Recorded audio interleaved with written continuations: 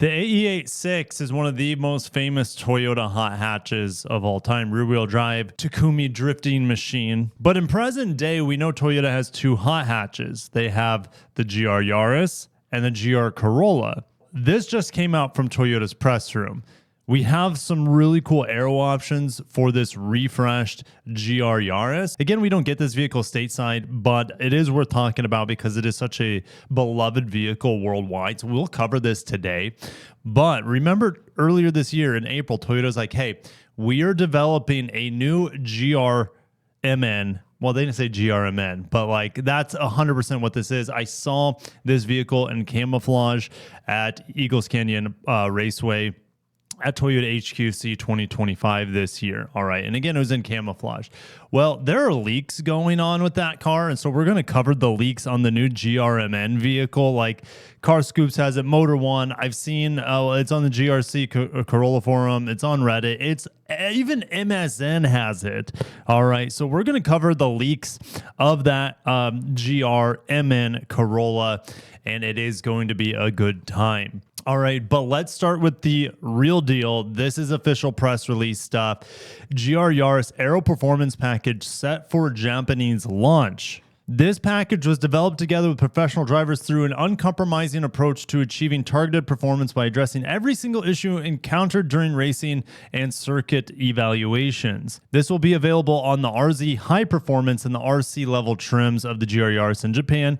Now, what does that mean for Europe? I know Europe gets this car. Are they going to get this aero package? More than likely. I can't see them keeping it just to the Japanese market, but it wouldn't be the first time if Japan said, hey, this is ours. We're keeping it close to the chest, but I doubt it. I bet this comes to the global market, or the markets that get this car, I should say. If you happen to be in Nagoya, you can actually see this on display at Toyota's public corporation display. So, and yes, we go over to the exhibition page here. GR Yaris, it's new. It's there in precious metal with a black interior. They also have an LBX there, an LM500. That is pretty cool. I don't think I'll have time to stop by there when I'm in Japan this time around, but I need to head over to this showroom at some point. So the first upgrade here is the ducted aluminum hood. All right, it's a lightweight. It's modeled after the GRMN Yaris's carbon fiber hood, except it's aluminum. All right, so for better engine compartment cooling. All right, there's also a front lip spoiler here, which suppresses front lift, keeps the car more planted for better tire contact and aerodynamic balance. And initially, there are only 5 items for this aero package, but because of the feedback from a professional race driver, Oshima, he said that they had to bring in this front lip spoiler for better reduction of lift. So this was the last piece considered here. Pretty neat.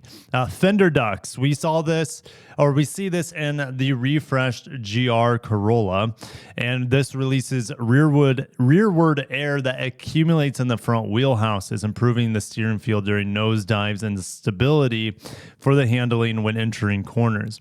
You also have a fuel tank undercover, which optimizes the airflow under the vehicle, obviously improves aerodynamic performance, and the variable rear wing here. Yes, you can put it at a couple different settings, which increases stability at high speeds and suppresses snake-like movement during braking because it is adjustable. Its angle can be changed depending on driving situation at hand, such as circuit or for enjoyable driving. All right. Rear bumper ducts. This is the last upgrade. This suppresses the bumper's parachute effect and decreases the drag coefficient. Now, the pricing here, you can actually get this aero kit on the automatic, the 8-speed, direct 8-speed automatic transmission, but obviously manual is the way to go. Now, there are 2 different ways to get this, and they're vastly different in pricing. So looking at the RC GR Yaris here, I mean, they have a screen deletion here, maybe climate control, maybe not even a radio. So it's completely stripped out. It's really made for track usage. Absolutely. All right. So the RC, the stripped out model, is about $30,000 in direct conversion. And then the RZ high performance model is about $39,000, $40,000. So you can get a stripped out model, completely bare bones, about 30K, and then the most model people would be buying because it has common amenities like a touchscreen, for example, and a bunch of other stuff. Anyways, that is at about $40,000. Now to the GRMN Corolla. Are you guys ready? You should click away if you don't want to see these spoilers here. Look at all these leaks happening on this car. Now, again, this is just where we have no press documents here. We don't have any specs on the performance, if there are any torque or extra boost going on here from the turbochargers, or if we have upgraded turbochargers here. Like, we just don't know. And this has all been taken from the recent dealer meeting. So this is a dealer meeting leak here. I mean, I was just with Nissan this past week, and they said, hey, that their dealers leaked the Midnight Purple Heritage Edition of the Nissan Z, which I made a separate video for. Reddit has a compilation of the photos here of the GRMN Corolla. It says GR Corolla, GRMN. Now just be GRMN Corolla. You don't need the redundancy there. All right. So carbon fiber hood. And it seems to be vented this time, like doubly vented. Obviously, we had these on like the circuit editions last year, a couple of years ago. Well, now we have a carbon fiber hood with additional venting. This front bumper looks awfully similar, except this little winglet here on the edge. And then we also have this really aggressive venting above the tire, all right, and behind the tire. So there's this like gills upon gills upon gills on this thing. All right. These are, I don't know what the size of these wheels are. They could be 18s or 19s. Do you like the bronze? I wouldn't say they're gold. I would say they're more like a bronze. Do you enjoy it? I'm not so sure. I'd have to see it in person. I mean, I like the style of the wheels. All right. Here are the seats. We have really race focused specialty seats here. Very different from the standard GR Corolla. What do you think? Do you like the bucket functionality here? I wonder how they rival something like a Civic Type R, for example, that has really amazing bucket seats. Okay, we'll see. We'll see. We have the GRMN badge, and there's also going to be some serial number here to let you know like what number yours is. GRMN shifter. We have like a suede shift boot stitching around the shift area, so that's kind of nice. Totally suede steering wheel.